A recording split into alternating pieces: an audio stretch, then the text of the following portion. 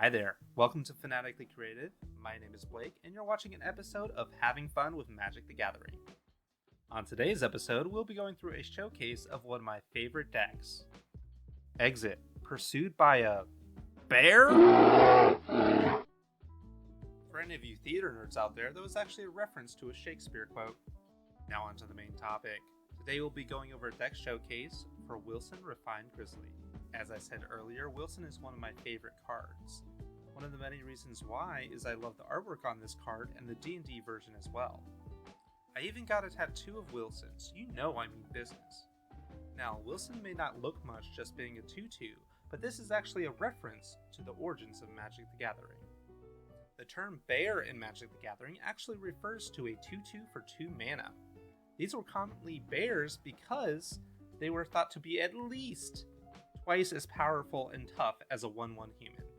A derivative of the term bear is a hate bear, which refers to a 2 mana creature that causes hate, which is commonly from taxes or controlling another player. Back in the day, a 2/2 for 2 mana was a decent stat, and as you can see with Wilson, we've come a long way from there, and he's just an uncommon. Now that we've talked about the origins and the art of the card, let's talk about the mechanics. Wilson Refined Grizzly, for a cost of a colorless and green mana, legendary creature, Bear Warrior. The spell can't be countered, Vigilance, Reach, Trample, Ward 2, and lastly, choose a background.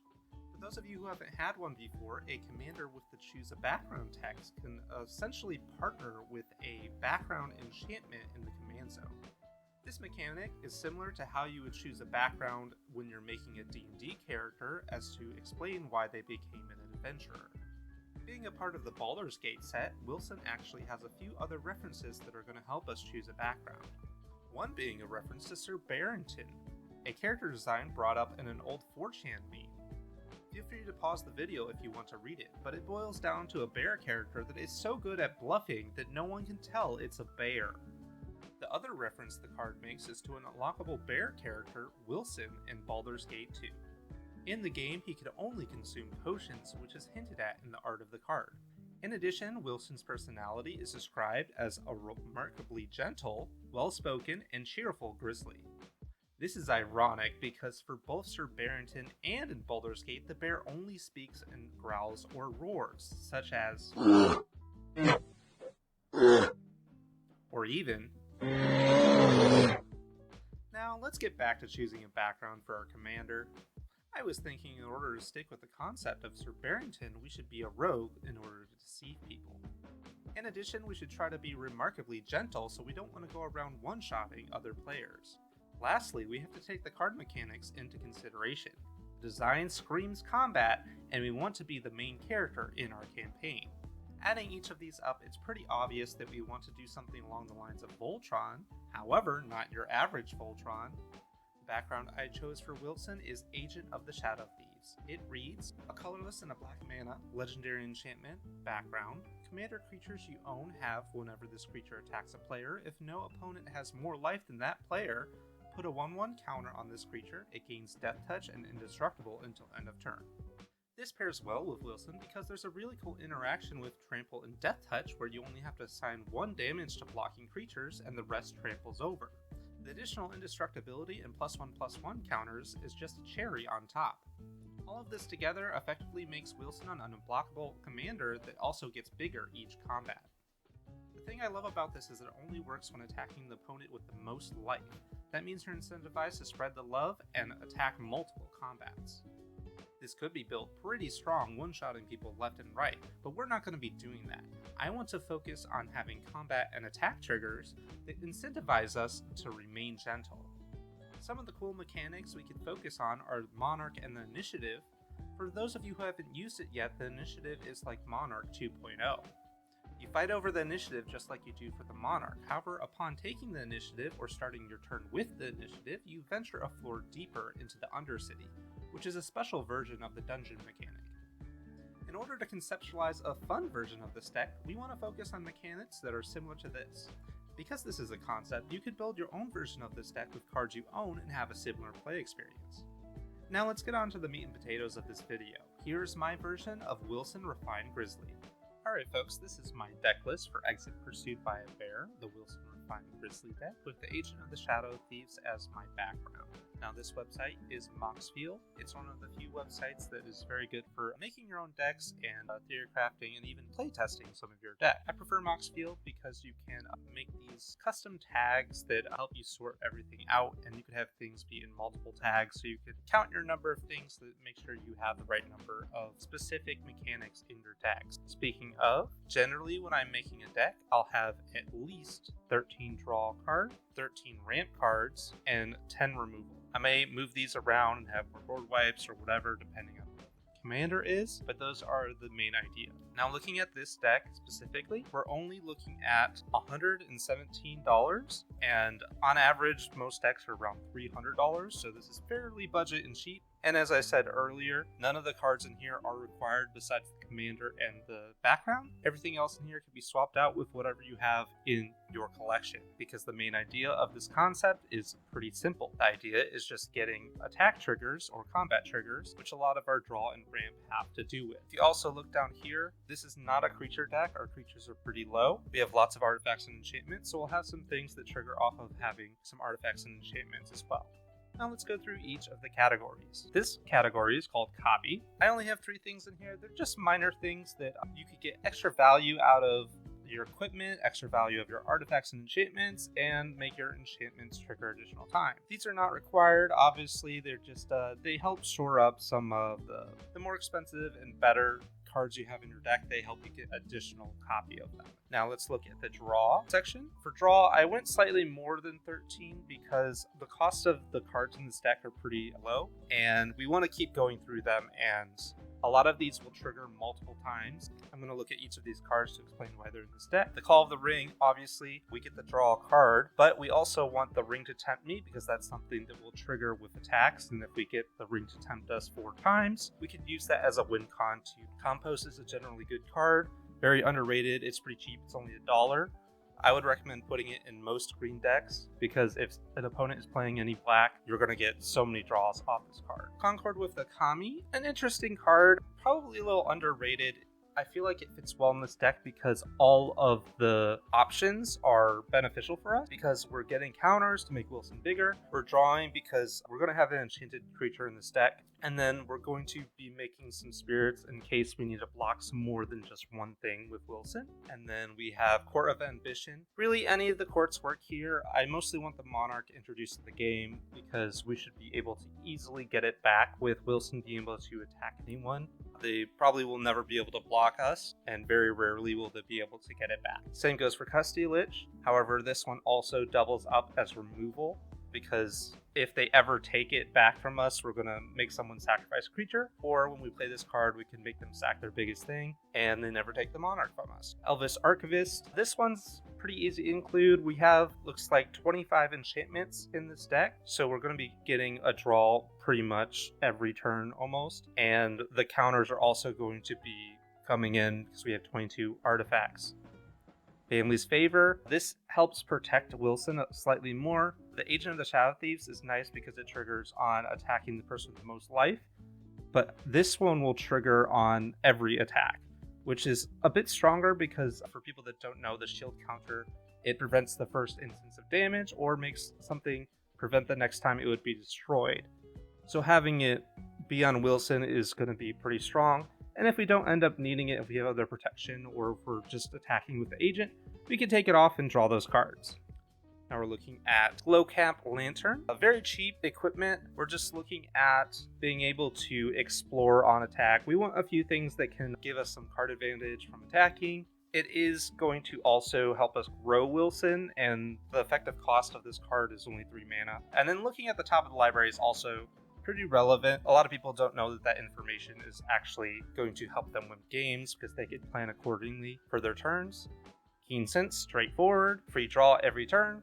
Purchases to free. This is also introducing the Monarch, and it protects us from people attacking us with lots of tokens.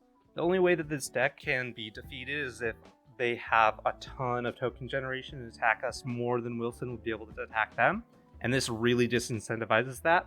Mask of Memory, essentially a draw per turn. We also look at more cards than just the one draw. It's a pretty good card. I'm surprised more people don't use it. Looking at 2 cards is even better than drawing per turn.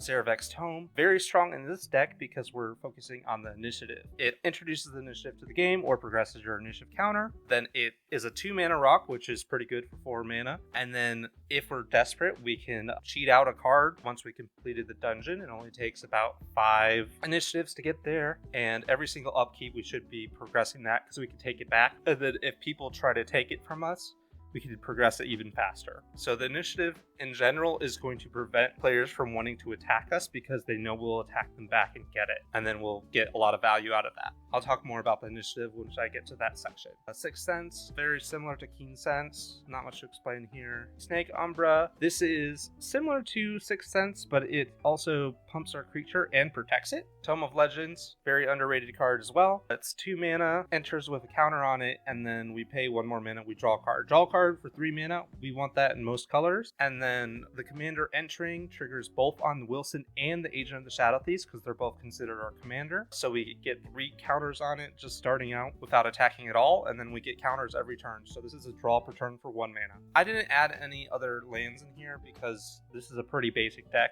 You don't really need too much color fixing, you don't need much else. You can just throw whatever you want in here. Any utility lands that you think may be relevant. I just wanted to keep the budget low. Then we're looking at protection. Normally I don't have this many protection cards in my decks. I did slightly more in this one because Wilson is such an important key piece of what this deck is trying to do. Even though he has Ward 2, which is pretty disincentivizing for at least half the game, I want to be able to protect him for the rest of the game. And Borrow Blade, it's a very interesting card. People are probably sleeping on it. It's a little pump. It's super cheap. It's only 2 mana. But it helps us attack people that may have dice triggers, and anyone that has lifelink, or anyone that has anything that, like the ring, for example, can make us sacrifice our creature that was blocking. And we don't ever want that to happen. We don't ever want to have to sacrifice Wilson because it gets around our indestructibility. And having dice triggers is always very scary. So we want to attack people and make them have to sacrifice their creature without getting that dice trigger. Broken Fall, easy protection. It's recurable enchantment, which can trigger some of our enchantment synergies.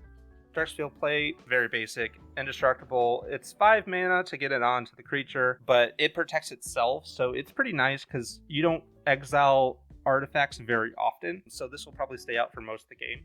Destiny Spinner, it helps protect playing other creatures and enchantments, which is fairly useful. And then if we get stuck late game and we're not able to get through with Wilson, it also gives us a possible win con because we'll have a ton of mana and be able to trample through people, but we're going to have a high enchantment count. Hammer of Nazim, legendary artifact equipment. When it or another equipment enters the battlefield under control, you may attach that equipment to a target creature control. Very, very, very, very strong. Paying 4 mana to make this instantly zap onto Wilson, make him indestructible. Helps with blocking because Agent doesn't give it indestructible while blocking or attacking people without that most life. And then also it just makes all of our other equipment just zip onto Wilson whenever we need them to. As I said earlier, we're not looking to go full-on Voltron with this deck. If you want it to be much stronger, I would go that way. I would do lots of equipment because it's just very, very strong with all the swords. And I don't want to be one-shotting people. I want it to be fun where I'm spreading out the damage. Oh, they're scared of the bear. It's attacking this player because they're in the first, and then this player, and then balancing it out. So this would be one that I would definitely include if you want to build something stronger and perhaps a little less fun. But I like it in here because it does help balance out some of our weaker artifacts or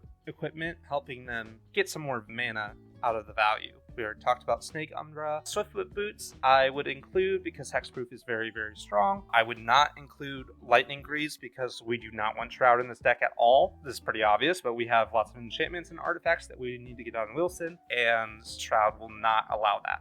And getting the haste is also very good too. If Wilson ever gets removed, we want him to be able to attack and start attacking again as soon as possible. Sword of War and Peace. I mostly put this in here because I don't have too many swords, and I wanted a sword in here just because they're very, very good. But if you do have any swords, do not put any that give protection from green, because this deck has so many green enchantments that you're not going to get any of that value if you have anything with protection. Red and white is actually pretty strong because white is going to be the exiling color, and we have lots of indestructible, so exile is the main way that people are going to be able to kill Wilson. And then if they have direct damage whenever we don't have that indestructibility from red, it also protects us from that. It also gets some damage through, has some attack triggers, which is nice. And then it gives us life, which will help us get into that end game and win. And then I have a few recursion cards in here. Some decks I usually include more, but because everything in the kit is mainly from the command zone, we don't really need it that much. Mostly this one is in here because it is an initiative card, and it's actually pretty strong. Being able to steal a creature card from a graveyard is always very good because other players are going to be playing much stronger creatures than we're probably going to have in our decks, and being able to steal them twice with the escape is really good. Gloomstreaker, this is a pretty main component for recurring some of our artifacts and enchantments. It's pretty hard to recur enchantments in these colors. It's definitely worth it if we really need an enchantment to start drawing some cards or to get some synergy going. Now, this section is just cards that give us +1/+1 counters. We already talked about those three. This one is another one that brings in the initiative and then he scales up. He also gives us lifelink, so that helps us get to late game. Defense, these are cards that are going to save us from people attacking us. We've already talked about Marchesa's Decree, but Arachnogenesis, very good for if someone's attacking us with a lot of creatures, which I said was the weakness of the deck, especially because the reach is very good and it prevents the damage that they're going to do, so the reach spiders will block them and give you a turn where you can attack with all those spiders. Poison Dart Fog, very, very, very underrated. Love this card. Just came out recently. It's a mana dork with reach that you could give Death Touch. Being able to kill those flyers that you can't block normally in green decks is very good. Wilson has reach. We usually deal with it, but sometimes he's not going to be strong enough to stop the flyer. But having it Death Touch just really disincentivizes anyone to attack us because they don't want to trade for a 2-mana creature. Respite, another fog, but this one gains us life, which gaining life is always good. Silent Arbiter. This one is amazing. Absolutely amazing in this deck. Any Voltron deck is going to want Silent Arbiter. It makes it so your Voltron will always get in and your Voltron can protect you. Whenever this is out, we're going to be probably the biggest threat on the board. Shadow Spear, very expensive card. It's good because it gives lifelink and it's so cheap, but mainly because you get rid of Hexproof and Indestructible. So it helps you get rid of other people's key pieces. Not required in this deck at all, as are any cards in this deck, but I just had one, so I wanted to throw it somewhere. Fire Shrieker, double strike, gives us double triggers on all of our combat damage. A lot of the draw and ramp are going to be on combat damage, so this will give us extra stuff. As I said earlier, we don't want to be one-shotting people, so I want to not have too many double strikes or pump effects. These are our removals. Argentinium Armor, we're looking at 12 mana to have this on. Very expensive, but if we get some of our discounts with our equipment, this can be relevant. But having something that destroys target permanent on attack is amazing. It even gets rid of lands, which can be annoying to get rid of. And if we have this out, we're probably going to start winning very fast. Having +6/+6 is very, very strong. The only reason I have it in here is because it's so expensive. So we're not going to be doing it quickly to one-shot people out of nowhere. It's going to take 2 turns for this to come on to the commander. And once it is, we're going to be getting a removal per turn, which is good enough. And we're going to start killing players soon after that too. Death Grip. This is a old underrated card that is black counter spells. Essentially, we're going to be countering at least half the other table because green is one of the most common colors in Commander, so this is going to be very relevant. I didn't want to have any of my removal be one-off instance. I wanted to be something that works with my enchantment synergies, that continues to be on the board and be a threat, and when the green player sees this, they're going to be like, okay, we need to deal with this no matter what. I'd rather have them targeting this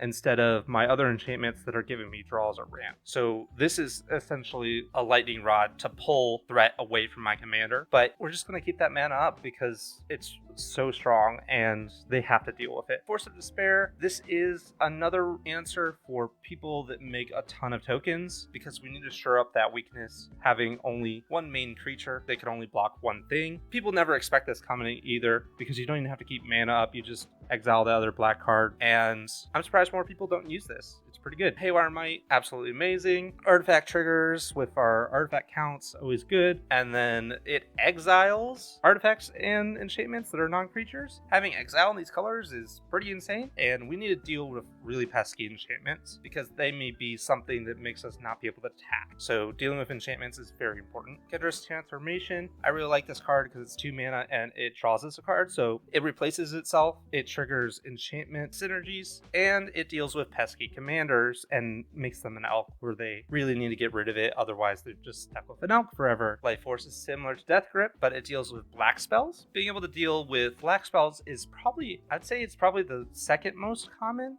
color for commander, and a lot of the removals are black. A lot of the sacrifice things are black. And if we ever have to sacrifice our commander, it feels really bad. So having something that will protect us from that is really good. Seal of Primordium, similar to Haywire Might, we want to just get rid of all those enchantments, and it triggers our enchantment synergies. Stromgald Cabal, again, another repeatable protection / removal that a lot of the white spells are going to be exile or board wipes. So having something that can stop that and is sitting on the board that is preventing people from doing that is going to be very strong. Uzumaki Shite. This actually used to be like a $30 card. I'm surprised it's so cheap now. Probably got reprinted, but it's definitely one of the strongest combat damage triggers that you could get on equipment because it has pumping, removal, life gain all in one, and you could do it at instant speed, and getting those in these colors is very hard. You get 2 charge counters on combat damage, which we're going to be doing every turn. So that's -2/-2 every turn, and we can stack it up and get rid of the really big, possibly even indestructible things pretty easily once we have this. Pain is for things that they hurt opponents, pretty straightforward. We're looking at an initiative card, and then this is actually some graveyard recursion hate, which is really good, and it drains people. It's a win con if you get to the late game and you've already done the dungeon from the initiative. This will drain people really fast if you get it into the late game. Again, another initiative card. This one is incidental, just they lose life. If we end up having a lot of extra equipment or enchantments, we could put it on this as a backup creature for Wilson, and we pretty much guarantee that they're going to be losing 5 life, especially if we've been draining everyone and they're low on life. They're going to want to block this if it has a lot of equipment on it, and then they're going to lose that life anyways. Combat tricks. These are things that they'll help us essentially get through and can help us gain value from things that we already have. We already talked about Family's Favor. Kodama is interesting in this deck. We don't really gain anything from the modified creatures getting trample unless we have our other 20 creatures in the deck getting equipment on them, which we might, but that's not the main idea of this deck. However, we do get basic land cards on the battlefield tapped. Lore is insane for this deck because if we have Wilson attacking the player with the most life, he's going to get Death Touch Indestructible with his trample, and every single creature that they have is going to have to block, and we're going to essentially board wipe them. We can do that every turn with Lure, and it's going to be pretty disgusting. That person with the most life is definitely not going to be having the most life anymore. We already talked about these two. Now, discount. These are things that reduce the cost of things, or they cheat out things. Foundry Inspector, artifacts. We have 20 plus artifacts. We already talked about Hammer. It's a discount because it zips on things for equipment. And Cervex Tome also cheats out things. Now, this is the initiative. Pretty much all of these are in here just because they do the initiative. Most of these don't gain much else besides that because they didn't really print that many initiative things, but having more in your deck is just more value, and it's going to be consistency. We definitely want it to be introduced to the game, so we're having 10 plus so that we get it pretty much every game at least once. I wouldn't consider Dungeoneer's pack as either draw or ramp because you're not gaining any extra cards. It at least replaces itself, but it's kind of slow. But gaining the initiative can be good in a clutch situation where we want to trigger it at an instant speed. This is a ramp card with initiative. We already talked about that, already talked about that, already talked about that, and that. And this one helps kill multiple things before they even get to block. This one ramps more once we completed dungeons. A lot of these are going to give us more value once we complete the dungeon. Now we're looking at our ramp. We're going to be using enchantments to trigger some more enchantment things. Gaining extra mana, always good. Getting more lands. Getting more lands on the top of the library when you attack. Getting more mana. You gain the amount of mana equal to the damage that you dealt to a player, which is going to be pretty high in this deck. And it doesn't empty as your phases end, which is nice. So you get it for the whole turn. I already talked about those. This one is one of the ones where we're going to get value for the amount of enchantments we have. So this will normally tap for like 4 or 5 mana. Sort of the Animist, one of the best equipments that lets you ramp, just pulls a land out of your deck whenever you attack, which is even better than combat because it does it before the combat. I already talked about those. That's another ramp and another ramp. And lastly, we have token generators. These are incidental. We've already talked about them, but having a few tokens to help us block is always good. Now that we've talked about all the cards in the deck, I do want to mention the mechanics of the initiative. This website is called Scryfall. It's great for looking up cards and looking at all the different cards that trigger it and make those tokens. So the initiative is a special mechanic that you venture into the Undercity, which is a specific dungeon to the initiative. Generally, we're going to be looking at starting in the secret entrance, going to the forge to get the counters. We're going to be doing we're going to drain a target player so that we can manipulate who has the most life so we could target different players. Sometimes we may want to go to a creature if there's something really dangerous. Drawing a card, always good. And then the final version of this is going to look at the top 10 cards of the library. Put a creature card from among them onto the battlefield with 3+1/1 counters, and it gains hexproof until your next turn. So we don't have that many creatures, but the ones we do have are very synergistic with what we're doing, and often they're going to be ones that are going to trigger the initiative. And once you complete the dungeon, so you go here, you start over on the first floor, and you can keep going back through it. So you just cycle through it the entire game. If you have enough effects that are triggering it, you might keep draining people or keep bumping, keep drawing. Very, very, very strong, especially because you do it at your upkeep and when you attack the person with the initiative. As I said earlier, if we ever get the initiative, players are not going to want to take it from us because we'll take it back and then we'll progress our initiative, and they're never going to progress their initiative. This has been my fun version of Wilson Refined Grizzly. In terms of power level, this should be around a 6 or 7 and can sit with tables of upgraded precon decks. Thank you all for watching. Please comment below any recommendations you have for the deck or any considerations for future decks I should be making. It also helps with the algorithm to help me grow as a channel. This has been Blake from Fanatically Creative, and as always, remember to have fun.